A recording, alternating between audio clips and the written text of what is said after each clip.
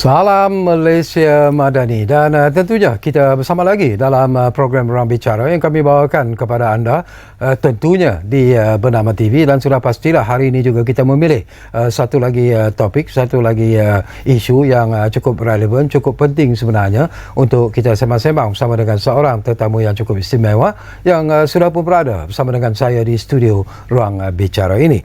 Topik yang menjadi pilihan kita ialah waspada ancaman tanah runtuh. Ini sesuatu yang bagi saya macam saya katakan cukup relevan dan cukup penting sebenarnya, dan tentunya kita masih lagi dikejutkan dengan apa yang berlaku, iaitu insiden tanah runtuh di Taman Wawasan Puchong baru-baru ini. Tetapi bila kita bercakap tentang insiden tanah runtuh ini, ianya bukanlah satu perkara baru sebenarnya, ianya sering berlaku dan dikatakan terutamanya disebabkan oleh perubahan cuaca yang tidak menentu, disebabkan oleh hujan yang mungkin turun di luar jangkaan dan sebagainya. Dan inilah antara perkara yang akan kita dapatkan pandangan daripada tetamu kita. Jadi izinkan saya memperkenalkan dulu tetamu yang sudah pun bersiap sedia bersama dengan saya di studio Ruang Bicara ini. Kita ingin mengucapkan jutaan terima kasih dan juga selamat datang kepada yang berbahagia Profesor Emeritus Datuk Dr. Azizan Abu Samah yang merupakan fellow penyelidik kanan di Institut Sains Bumi dan Samudra ataupun IOES University Melaya. Jadi Prof, apa khabar? Terima kasih. Datuk sihat ya? Alhamdulillah. Alhamdulillah. Okey, ini sesuatu yang cukup penting dan menarik sebenarnya, dan saya percaya anda yang mungkin sedang bersama kami di program Ruang Bicara ini juga, kalau anda juga ingin berkongsi pandangan dan juga pendapat ataupun bertanya apa saja berkaitan dengan topik yang menjadi pilihan kita di program Ruang Bicara ini, jangan lupa kami memberi ruang dan peluang itu kepada anda melalui satu talian yang kami sediakan kepada anda, iaitu di 0326979768. Tapi sebelum itu Datuk ya, saya juga ingin mengimbas kembalilah. Mungkin seperti yang saya sebutlah, apa yang berlaku di Taman Wawasan Puchong itu bukanlah sesuatu yang baru sebenarnya. Sebelum ini pun kita pernah melihat peristiwa yang kita anggap cukup tragik. Misalnya tanah runtuh yang berlaku di Batangkali sebagai satu contoh, iaitu pada 5 hari bulan Oktober yang lalu, dan ianya telah mengorbankan 31 nyawa. Dan sebelum itu pun pernah berlaku jugalah tanah runtuh di Bukit Antarabangsa sebagai satu contoh. Jadi banyak lagi contoh-contoh yang mungkin boleh kita jadikan pengajaran sebenarnya. Tetapi kadang-kadang dikatakan bahawa insiden tanah runtuh ini berlaku di luar kawalan kita sebenarnya. Tapi sejauh mana dan apa yang perlu kita lakukan sebenarnya dalam menghadapi situasi yang tidak menentu, iaitu ancaman tanah runtuh ini sebenarnya, Prof? Terima kasih tamunya. Tanah runtuh ini dia ada dua faktor utama. Pertama ialah faktor geologi, dan kedua ialah faktor hujan. Kerana kita jarang ada tanah runtuh kalau kerana berkait dengan tanah runtuh ini adalah berkait dengan air tanah. Jadi bila air dalam tanah itu banyak dan tepu, tanah itu kalau dia dekat cerun, dia akan gelongsor oleh kerana dia punya apa yang dikatakan suction pressure, iaitu yang memegang tanah itu menjadi rendah, jadi tanah itu akan gelongsor. Jadi tanah yang kering dia tak gelongsor. Tanah yang orang kata tepu, dialah yang akan gelongsor. Jadi dalam pengurusan gelongsor tanah ini ataupun landslide, pengurusan air dalam tanah itu menjadi genting.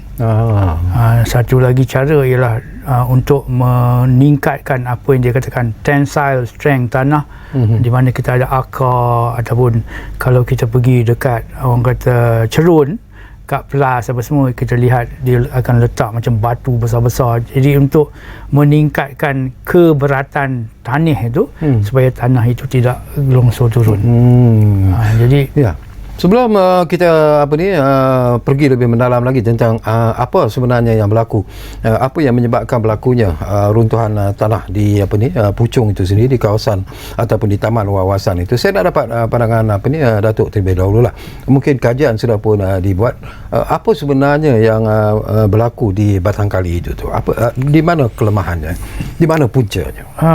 Apa yang dikatakan oleh Profesor Ibrahim Kumu ialah sekiranya kita membina cerun buatan, maknanya bila kita nak buat jalan, kadang-kadang cerun tu tidak begitu lebar, jadi kita cut and fill, maknanya kita kerat slope tersebut, lepas tu kita letak tanah, batu dan sebagainya lah, supaya dianya lebih lebar kan. Jadi cut and fill slope yang artificial ni, dia tak stable bila dibandingkan dengan slope yang asli. Jadi dia lebih senang dia gelongsor. Dia oleh kerana material dia dan juga dia punya pembinaan dia, jadi dia punya layering dia lebih senang lagi, air masuk kat bawah, jadi dengan itu dia lebih senang longsor turun. Jadi ini memang Profesor Ibrahim Kumu telah menyatakan bahawa kita perlu lebih peka, lebih banyak lagi sensor bila kita membuat cut and fill slope. Kerana cut and fill slope ni tidaklah stable dengan cerun asli. Ada sejauh mana tepat ataupun tidaknya? Selalunya dikatakan akan berlaku insiden tanah runtuh ini bila keadaan cuaca berubah, terutamanya musim hujan, musim tengkujuh. Apakah itu tepat ataupun tidak? Itu ada kaitan. Kerana apa yang terjadi ialah bila air meresap ke dalam tanah, dan dia akan pergi ke kawasan-kawasan yang orang boleh tepu kepada air itu, jadi dia macam pelincir. Jadi satu dia pelincir, jadi maknanya ke orang kata grip tanah tu ataupun cengkaman tanah tu menjadi lemah. Satu lagi, bila air tu masuk ke dalam tanah, dia juga tambah berat tanah tu. Jadi dua-dua ni akan menyumbang kalau dicerun untuk tanah tu gelongsor turun. Jadi hujan mesti ada, dan kalau hujan lebat dan sebagainya, dicerun, dia bukan saja dia tapi kena ada masa untuk dia masuk sampai ke orang kata base di mana dah jadi tepu kepada air. Lepas tu dia akan slope, dia akan longsor dari situlah. Okey, kita cuba bincang tentang apa sebenarnya yang berlaku di taman wawasan di Puchong itu sendiri. Inilah yang sedang mendapat perhatian sebenarnya.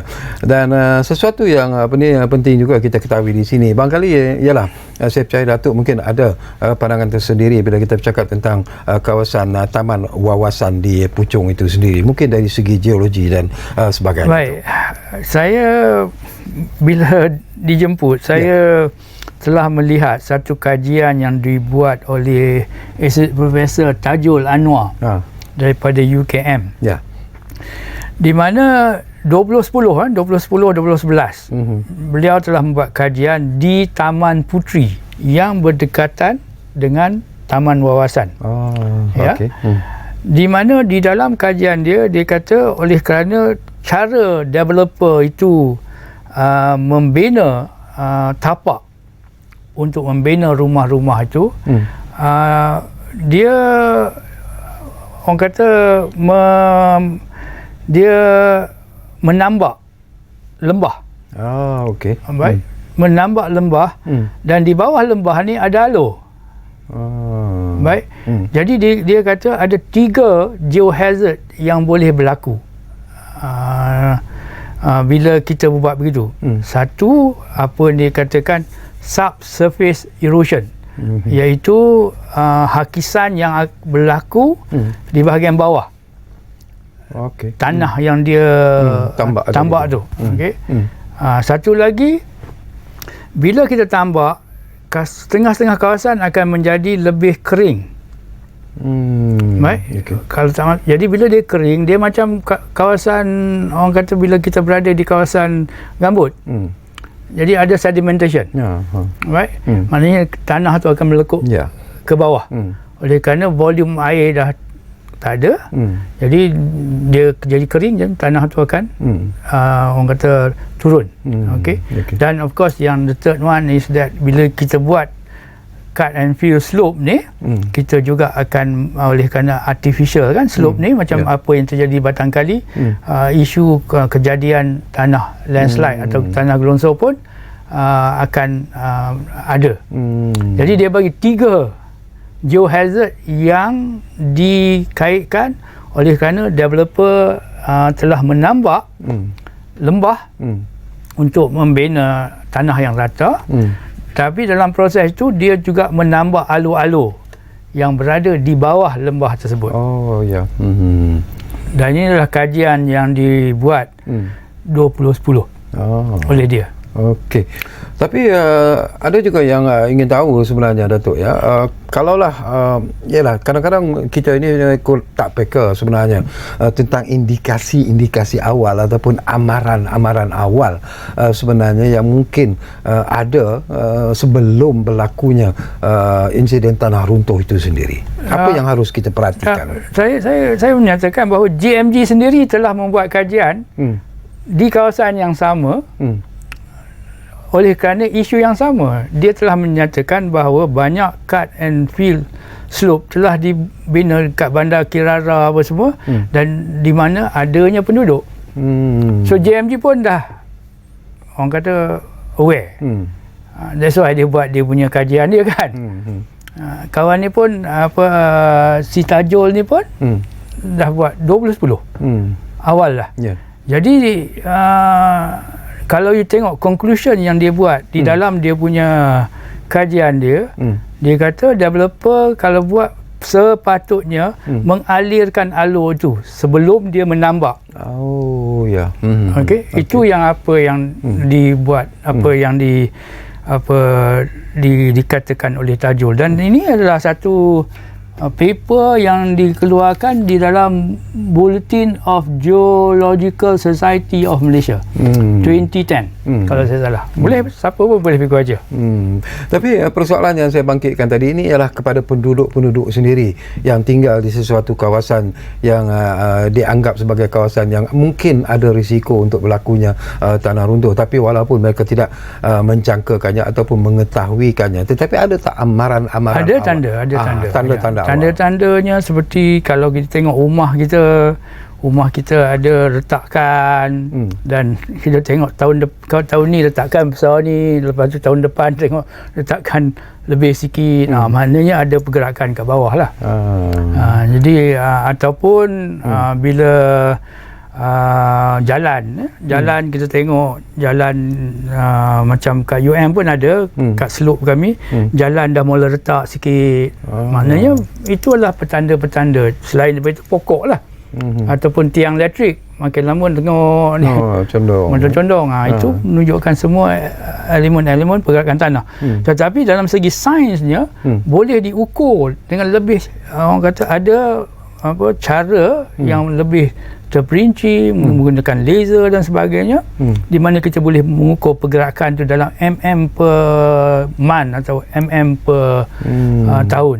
Ada cara untuk buat. Jadi boleh monitor secara saintifik. Dan saya juga nak dapat pandangan ikhlas daripada Datuk sendirilah.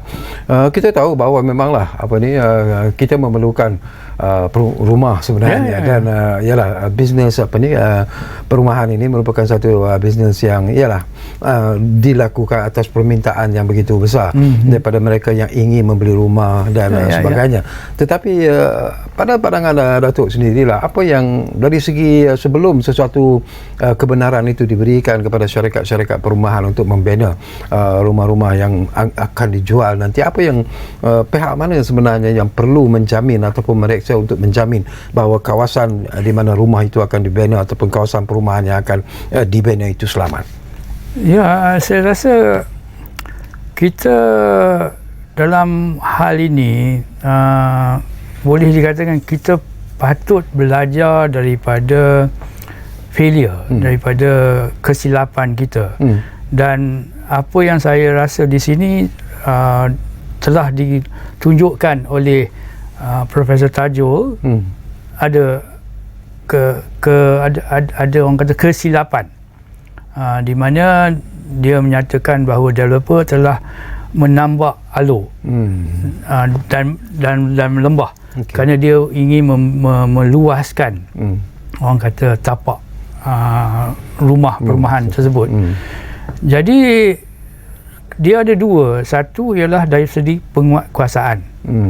Jadi pihak yang berwajib, sama ada local council ataupun JKR, ataupun yang tahu tentang saliran, yang tahu bahawa alur ada di bawah tu, patut dibawa bincang. Kerana volume air ni akan berubah bila musim kering.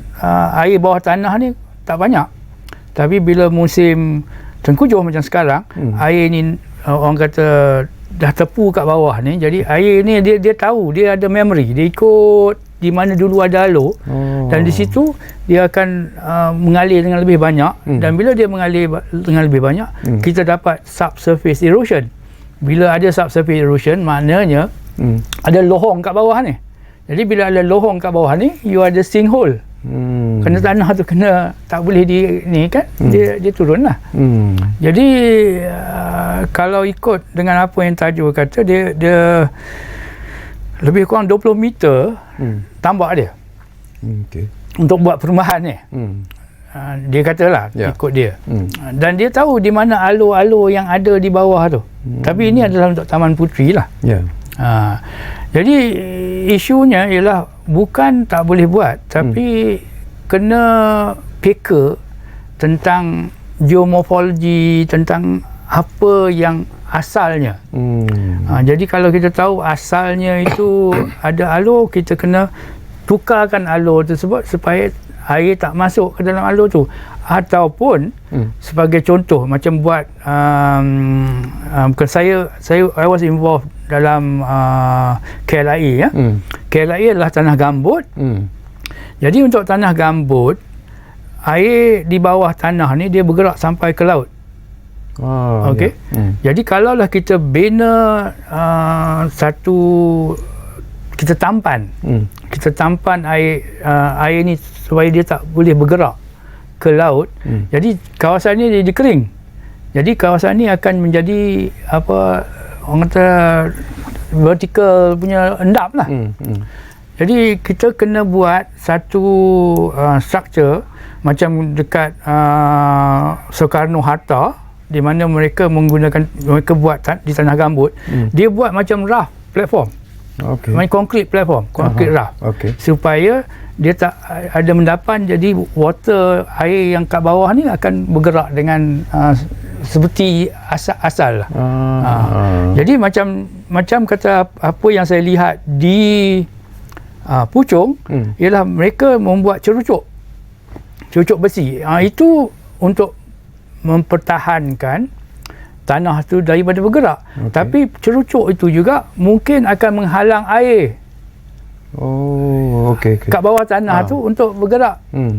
Jadi kalau the best, orang kata yang paling baik sekali ialah go with nature, ikut. Jangan cuba lawan dia.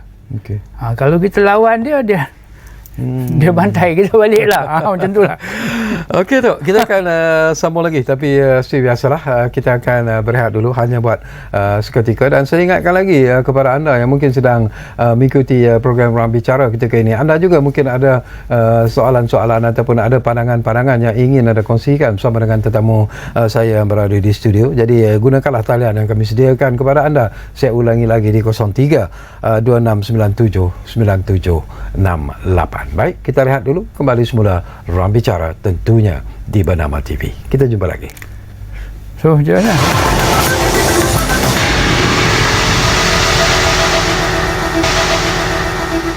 Baiklah, kita kembali semula ke program Ruang Bicara ini. Masih lagi bercakap tentang waspada ancaman tanah runtuh dan tentunya kita masih lagi bersama dengan tetamu istimewa iaitu yang berbahagia Profesor Emeritus Datuk Dr. Azizan Abu Samah yang merupakan Fellow Penyelidik Kanan di Institut Sains Bumi dan Samudra di Universiti Malaya. Baik, saya difahamkan Datuk, kita ada pemanggil di talian sekarang ini iaitu Ridwan dari Pulau Pinang, difahamkan sudah pun ada di talian kita. Assalamualaikum Tuan.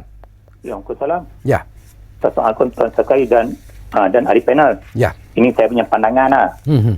Kita tengok contohnya di Pulau Pinang kita tengok ada perbinaan tanah bukit, perumahan tim perumahan. Dia orang buat tanah bukit, dia atas tanah bukit. 150 km ke atas, meter ke atas tidak dibenarkan untuk membuat pembangunan Tetapi bagaimana pemaju boleh bina? Ini persoalan saya yang pertama. Yang kedua, selalunya kalau perumahan kalau skil perumahan yang pemaju buat, dia mesti layak mendapat menduduki rumah, dia ada jabatan teknikal, dia akan berbincang. Tapi persoalan kita, macam mana yang perumahan yang boleh tanah runtuh tu, dia boleh layak mendapat sijil menduduki rumah. Itu yang kedua. Yang ketiga, kita mau sebab kita ada peribahasa Melayu mencegah lebih baik pada mengubati. Tetapi kita tak ambil berat dalam hal ini contohnya di Pulau Pinang banyak perkara ni berlaku. Tetapi keadaan ni terus berlalu. Satu patutnya contohnya di dalam skim perumahan saya baru ni pokok tumbang. Tetapi majlis kita kami telah bagi tahu kata di dalam kawasan di Serambi Tengah ni, kerajaan betul mengkaji supaya pokok tak tumbang. Tengok-tengok tanah berapa pokok boleh tumbang sebab hakikat tanah tu. Jadi majlis tak ambil kisah. Apabila berlaku baru dia orang ambil tindakan tu pun seolah-olah takut depa kena tindakan. Minta ahli panel dah ni. Terima kasih. Wassalam. Datuk pun tersenyum sebenarnya mendengar persoalan yang dibangkitkan oleh Ridwan. Tapi itu realiti sebenarnya mesti kita hadapi sebenarnya tu ya. Yalah. Mungkin Datuk ingin memberi respon kepada apa yang dibangkitkan oleh Ridwan. Satu perkara yang dengan kita ni, kita kena pertamanya kalau kita gagal, katalah jabatan tu gagal merancang dengan betul apa semua, masalah kita bila gagal kita nak sembunyi. Kita tak nak, okey saya gagal, jadi macam mana saya ingin orang kata memperbaiki apakah struktur-struktur baru yang saya ingin ada supaya saya mengkaji kegagalan saya supaya kegagalan itu tidak timbul kemudiannya. Jadi masalah dia tak siapa pun khasnya di dalam kerajaan suka gagal. Maknanya bila gagal maknanya awak punya kerja habis. Jadi dalam hal ini kita tidak memberi gambaran yang benar.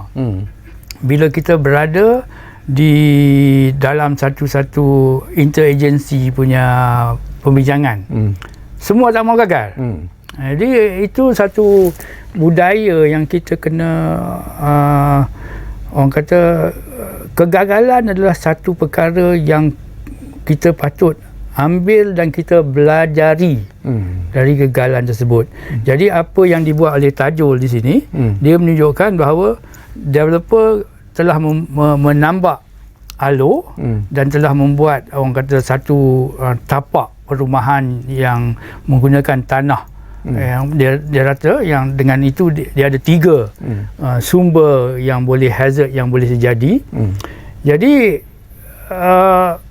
of course JKR majlis tempatan dan sebagainya mereka meluluskan. Jadi tapi masa itu mungkin decisionnya betul kerana tidak ada pengalaman. Tetapi bila tidak mengkaji balik mengapa ini terjadi, kerana itu terjadi 2010. Jadi saya tak tahu bila wawasan dibina, mungkin dibina dengan cara yang sama, iaitu menambah lembah dengan alur kat bawahnya. Jadi kalau kita tak tahu bahawa kegagalan itu kita tidak mengkajinya dan lepas itu kita belajar daripada apa yang kita gagal daripada segi penguasaan, daripada segi orang kata pemonitoran, kita tak akan belajar. Jadi itulah yang saya boleh katalah. Okey, kita ambil satu lagi panggilan ada di talian kita sekarang ini. Ramza dari Kelantan difahamkan sudah pun ada di talian kita. Assalamualaikum Ramza. Assalamualaikum. Waalaikumsalam. Ya.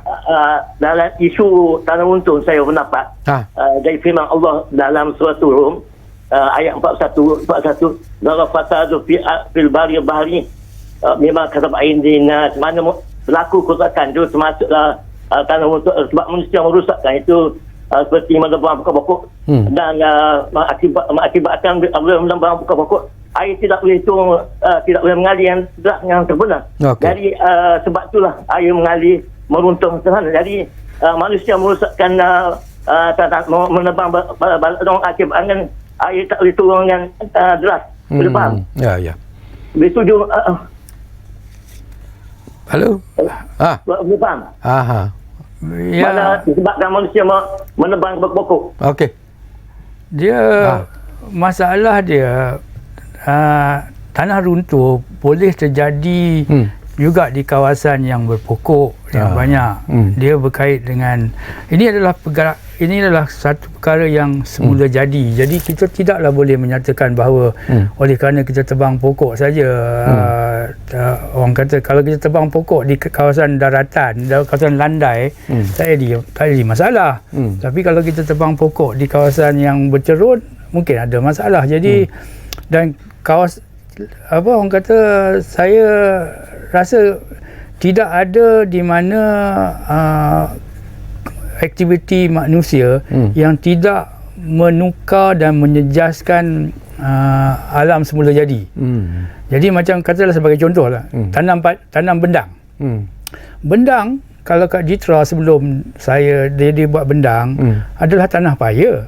Dulu ada buaya, mak saya pun ada buaya dan sebagainya.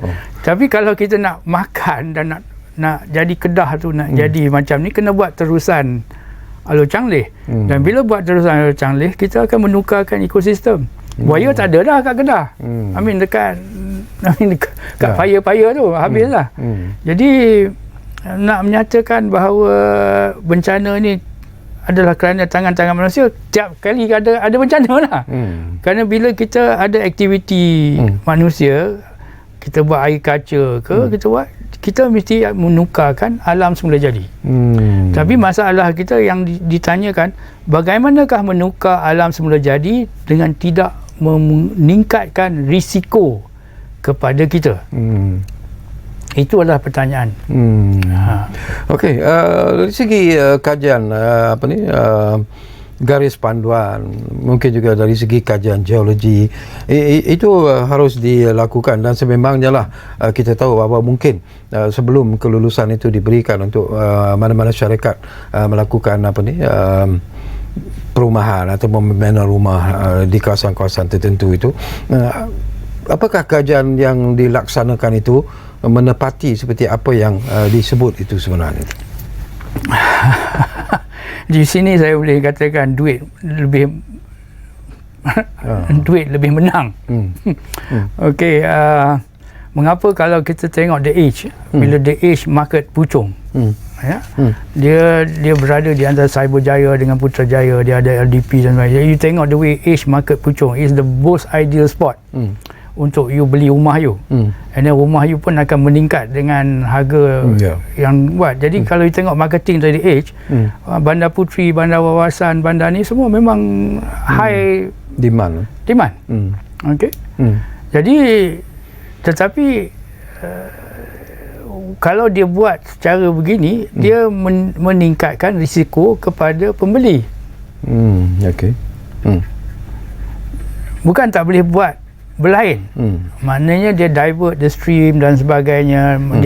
Dia mungkin kurang sikit dia punya flattening dia, mana dia ikut keaslian topografi itu dan sebagainya. Dia boleh buat cara lain lah. Tapi mungkin kalau buat cara lain, rumah yang dia boleh bina kurang, dengan itu keuntungan dia kurang lah. Tapi saya juga nak dapat pandangan daripada Datuk lah. Kalaulah berlaku, kita lah ambil contoh sebagai saya menjadi mangsa sebenarnya, rumah yang saya beli tiba-tiba diancam oleh tanah runtuh, sebagai satu contoh lah. Do I have the right, boleh claim tak kerugian itu? I think kena tanya orang-orang Highland Towers. Dia punya kes tak habis lagi. Tak selesai sampai hari ini, betul? Tak selesai sampai ini. Saya dah jawab lah. Tapi dari segi undang-undangnya macam mana tu? Saya rasa majlis ada, have a responsibility lah pada saya lah. Tapi undang-undang ni pelik. Kalau tak ada akta yang tertentu dan sebagainya, bawah apa yang you nak bawa kes itu. Jadi dia berkait dengan manusia kita yang buat undang-undang tu. Jadi kalau kita nak bagi sagu hati sebagai apa yang jadi kawasan, bagi RM1,000 kat dia apa semuanya, itu sagu hati. Tapi kalau kita nak buat kes di mana kita nak bawa case against the developer, case against the majlis pembandaran, case against JKR, susah. Jadi lebih baik mencegah apa yang dikatakan oleh orang yang menelpon tu, lebih baik mencegah daripada melaksana supaya kita mengurangkan risiko. Saya tertarik hati bila Datuk sebut tentang apa yang berlaku di Highland Towers lah. Dah begitu lama sebenarnya peristiwa tersebut berlaku, dan ianya sampai ke hari ini pun belum lagi selesai daripada tuntutan yang dibuat oleh mereka yang berada di Highland Towers ketika itu. Dan ialah ini sesuatu yang cukup lama, berlaku pada 11 hari bulan Disember tahun 1993 tu. Okey, kita beralih sekarang ini. Saya juga difahamkan bahawa sebenarnya kita ada apa yang disebut sebagai jawatan kuasa kumpulan kerja tanah runtuh ataupun JKKTR. Dan ini antara agensi yang terlibat sebenarnya, termasuklah Kementerian Kerja Raya dan juga NADMA. Bagaimana kerjasama ketiga-tiga agensi ini dalam usaha untuk mengukuhkan lagi sebenarnya ataupun menjamin bahawa sebelum sesuatu kelulusan itu diberikan untuk projek perumahan, mereka ataupun agensi-agensi ini sebenarnya diberi kuasa untuk membuat keputusan. Saya rasa saya tertarik dengan apa yang terjadi dekat Penang, di mana ada satu developer yang besar yang telah diluluskan, dan penduduk yang dikelilingnya telah membuat satu orang kata cabaran, menyatakan bahawa ini tidak berada dalam structure plan yang dibuat. Jadi di dalam bandar-bandar tertentu kita ada apa yang dikatakan structure plan, dan structure plan ini adalah terperinci. Jadi saya rasa kalau kita boleh zone kawasan-kawasan yang agak sensitif, di mana kita tahu bahawa kawasan-kawasan ini memang orang kata senang jadi tanah runtuh, dan dia ni tanah-tanah ni kita buat recreation dan sebagainya lah. Kita tak usah membuka satu bandar baru di kawasan-kawasan tersebut. Tapi ini adalah untuk yang kehadapan, bukannya untuk yang telah dibina. Yang telah dibina kita kenalah orang kata membuat tebatan-tebatan, dan kita kenalah membuat mengurangkan lagi dan mengukuhkan lagi tanah supaya ianya penduduk tidaklah terjejas. Itu saja yang kita boleh. Tapi dah orang kata English saying is that the horse has gone out. You can only do what you call remedial punya orang kata kerja, seperti buat cerucuk besi dan sebagainya. Tetapi bila nak buat cerucuk besi pun ada masalah juga. Seperti yang saya kata, dia mungkin menyekatkan air di bawah tu, lalu jadi air itu akan build up, dia akan menjadi satu masalah di 10-20 tahun ke hadapan. Is it fair tu ya, in the end of the day, bila sesuatu insiden tanah runtuh berlaku, we blame the weather? No, I don't think the weather is completely to be blamed. I mean, ada memang cuaca tu orang kata menjadi catalyst. Tetapi selalunya macam bila kita buat cut and fill ni, kita tahu yang slope ni tak stable dengan asli. Jadi kita kena monitor. Mengapa kita kena monitor? Supaya kita mengelak apa yang jadi kat batang kali. Kita tak boleh orang kata menyekat. Kerana sekali landslide tu tanah yang turun tu bukannya sikit. Banyak. Betul. Kadang 1 kilometer macam batang kali tu habis tanah tu turun. Jadi pada saya nak buat tampan dengan batu yang kita nampak kat setengah perumahan tu, batu-batu tu pun akan dia bawa. Jadi the only thing sebelum dia terjadi tu kita dapat menyelamat. Nasihat Datuk sendirilah, pandangan Datuk sendiri juga daripada pengalaman pemerhatian Datuk sendiri sebelum sesuatu projek perumahan itu diluluskan, apa lagi faktor-faktor yang perlu dilihat bagi menjamin bahawa keselamatan pembeli-pembeli rumah di kawasan perumahan itu berada pada tahap yang terjamin sebenarnya? Saya lebih suka kepada zoning. Baik, kalaulah kita tahu bahawa kawasan Bukit Antarabangsa ni memang prone kepada landslide. Jadi apa yang kita buat, kita zonekan supaya kita tidak bina rumah banyak-banyak di kawasan tersebut. Jadi we have low density. Mungkin kita ada rumah-rumah yang tak berat. Jadi yang senang, kalau jatuh pun kita boleh bina balik.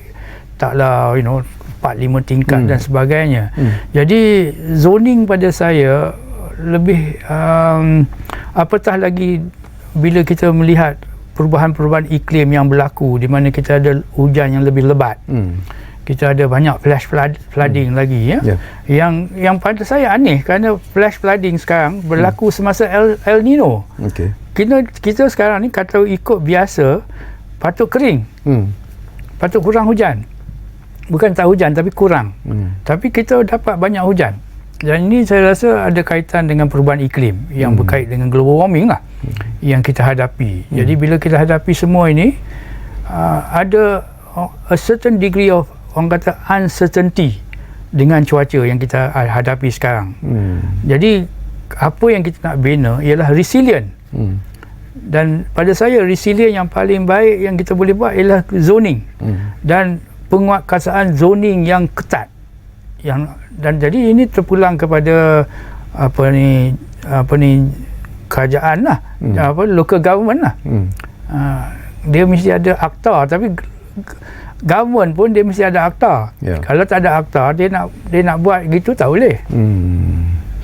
Okey Tok, kita berehat buat kali terakhir dan kembali nanti. Tak banyak lagi masa yang tinggal, tapi insya-Allah akan ada lagi beberapa lagi persoalan yang sempat saya kongsikan bersama dengan Datuk sebentar saja lagi. Tapi kita berehat dulu dan kembali semula sebentar saja lagi. Ruang Bicara Bernama TV tentunya. Kita jumpa lagi selepas kita berehat hanya untuk seketika.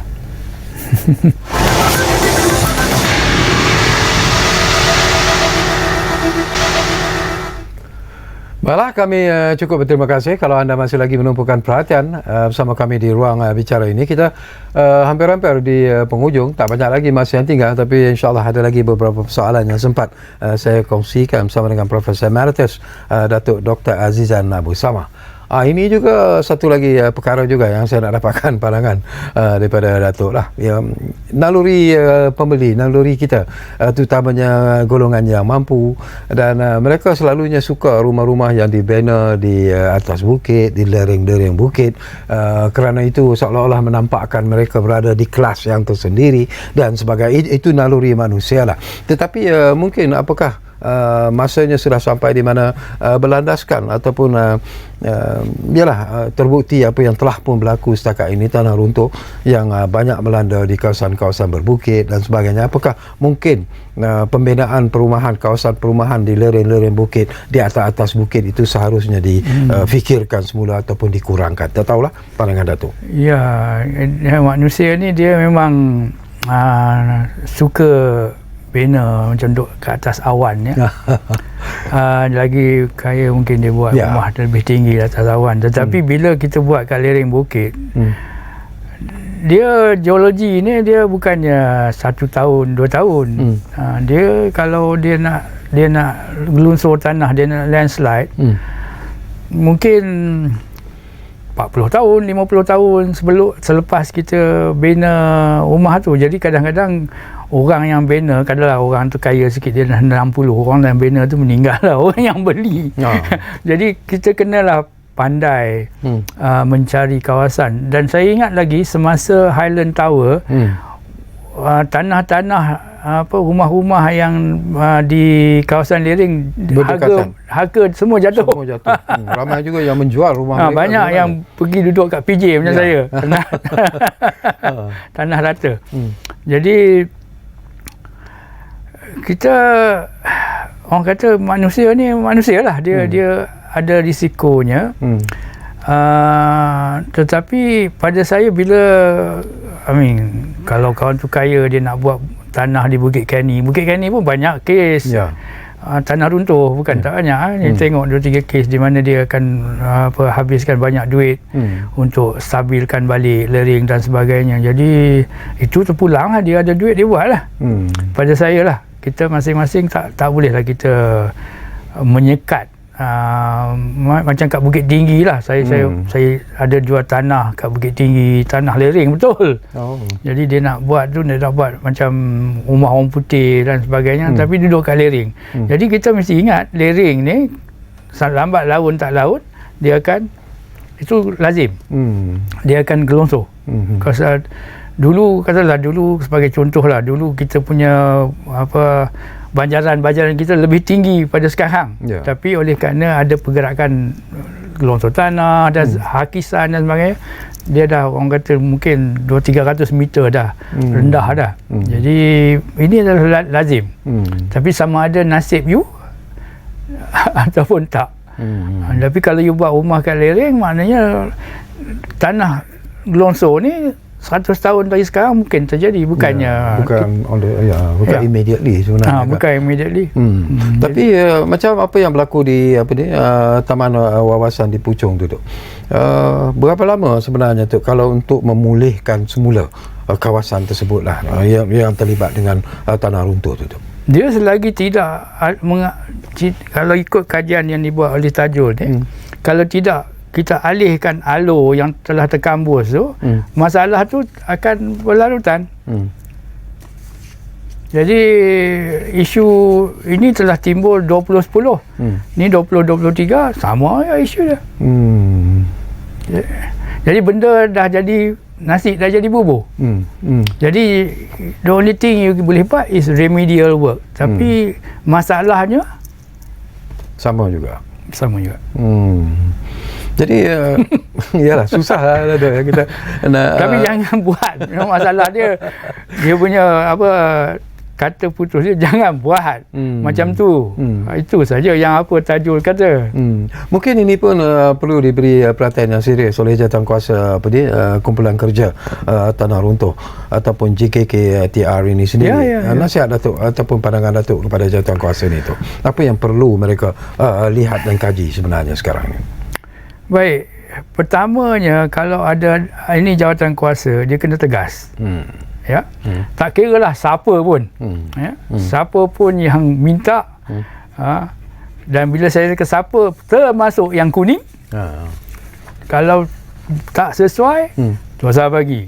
Kerana dia akan orang kata dia akan kacau orang lain, orang yang beli tu, pembeli apa semua tu, dia akan terjejas. Jadi kita kena melihat daripada segi orang kata kepentingan umum. Jadi kalau ada political pressure ke, ada kuning punya pressure ke, jangan bergerak. Itu saja yang saya boleh tegas. Kalau ada prinsipnya, dan saya memang kalau dalam saya punya pendirian, you tengok bila saya cakap pasal banjir 2021 di TV3, memang saya tegas. Kerana saya kata, mengapa Jabatan Kaji Cuaca tidak keriau dan 50 orang mati. dan saya rasa ini not acceptable untuk negara kita dengan kemajuan yang kita ada. Bila Datuk sebut tentang persoalan ini bangkali Datuk ya, kita imbas kembalilah. Datuk pun sebut tentang peristiwa Highland Tower yang berlaku pada 11 Disember tahun 93. Tapi selain daripada itu juga, kalau Datuk ingat jugalah, tentu Datuk ingat tahun 1995 20 orang terkorban apabila tanah runtuh berlaku di Genting Highland. Ini pun satu peristiwa yang cukup di Cameron Highland pun ada. Di Cameron Highland dan juga jangan lupa tu 1996 berlaku di Lebuh Raya Utara Selatan. Itu pun yang sesuatu yang tidak kita jangkakan, dan kemudiannya berlaku aliran lumpur. Ini juga mengorbankan 44 nyawa tu yang berlaku di pos Dipang di itu berkait dengan headwater. Headwater dengan lumpur. Dan ini berkait dengan orang kata dia bencana ni, orang kata bencana kalau terancang, maknanya kita boleh merancang apa yang kita nak buat bila ada bencana ni, dia tak jadi bencana. Maknanya macam sebagai contoh sekarang ni, katalah di Terengganu ada banjir, tapi semua NADMA dan semuanya dah bergerak untuk mengurangkan risiko banjir tersebut. Orang dipindahkan, kita tidak ada kehilangan nyawa. Tetapi bila benda ni kita leka ataupun kita terlupa, maknanya bahan-bahan penguasa, kalau mesti ingat yang bila saya dalam akhbar telah menyatakan bahawa kes yang terjadi 21 ialah just after Sarawak punya election. Maknanya orang semua tak tumpu kepada masalah yang sedang timbul tersebut, kerana semua orang duk ikut politik Sarawak masa itu. Dan dengan itu bila saya contact Star, saya kata we may have a problem. Star punya editor kata I'm in Sarawak somewhere covering the election. Jadi tidak sempat untuk memberi amaran, because media pun memain peranan. Dan kita lihat dalam TV3 saya telah menyatakan begitu. Jadi tegasan kena ada untuk public safety. Betul. Okey, kita hampir-hampir di penghujung tu ya. Ada lebih kurang 3-4 minit saja lagi. Jadi apa lagi yang ingin Datuk sampaikanlah bila kita cakap tentang waspada ancaman tanah runtuh ni tu. Silakan. Dia sekarang ni dengan adanya perubahan iklim, dia ada bawa satu elemen yang di luar jangkaan, di mana kita mesti lebih berwaspada. Kerana kita kena go, orang dia kata a bit over cautious. Kerana perubahan tu kita tak boleh jangka. Because dia bukannya yang biasa macam apa yang terjadi sekarang ni. Sepatutnya El Nino kita hujan tak banyak. Tapi sekarang hujan banyak. Tapi hujan bukan banyak di pantai, banyak di pantai timur, tapi banyak di pantai barat juga. Jadi kawasan-kawasan pantai barat, kalau dulunya jarang jadi tanah runtuh ataupun jarang jadi banjir kilat, jadi banjir kilat. Jadi kita kena bina satu, kita kena kata lebih waspada lagi. Oleh kerana perubahan ni adalah kadang-kadang luar jangkaan. Dan bila luar jangkaan, dia mungkin akan menjadi bencana. Itu kalau dalam jangkaan kita boleh plan. Kita boleh merancang dan mengurangkan kesannya. Mungkin di penghujung ini juga Datuk juga merasakan seperti apa yang disebut oleh pemanggil kita tadilah. Mungkin pihak-pihak berkuasa yang memberikan kelulusan untuk pembinaan sesuatu kawasan perumahan itu juga harus lebih tegas, lebih berani untuk menyatakan bahawa kawasan itu tidak elok untuk buat kawasan perumahan dan sebagainya. Ketegasan yang ketegasan mesti ada. Perlu, dan saya rasa apa yang dikatakan oleh, saya ingat lagi, auditor negara, dia kata pegawai-pegawai agensi yang berkuat kuasa kena ada spine untuk menyatakan bahawa ini tak boleh. Walaupun dalam hal ini kemungkinan dia akan mendapat tekanan. Seperti saya kata, tekanan bukan saja daripada orang yang orang kata developer. Kadang-kadang developer ni dia akan bawa tekanan daripada yang lain pula. Betul. Okey, terima kasih. menarik. Terima kasih banyak-banyak kepada Profesor Emeritus Datuk Dr. Azizan Abu Samah kerana sudi bersama kita di program Ruang Bicara ini, dan banyak yang kita sentuh sebenarnya, tetapi terpulanglah kepada pihak-pihak yang terlibat dalam biarlah membangunkan sesuatu kawasan perumahan dan sebagainya, termasuklah pihak-pihak yang memberikan kelulusan untuk sesuatu kawasan perumahan dan sebagainya. Ini merupakan satu perkara yang perlu diberi perhatian yang serius, dan seperti apa yang Datuk sebut juga, ketegasan itu seharusnya dijadikan sebagai senjata utama sebelum sebenarnya memberikan sebarang kelulusan untuk pembinaan sesuatu kawasan perumahan itu. Jadi terima kasih kepada anda yang menumpukan perhatian bersama kami di program Ruang Bicara ini, dan jangan lupa, seperti yang selalu kami jaminkan kepada anda, Ruang Bicara akan terus berbicara bersama anda dan kesemasan. Kita jumpa lagi. Terima kasih. Terima kasih.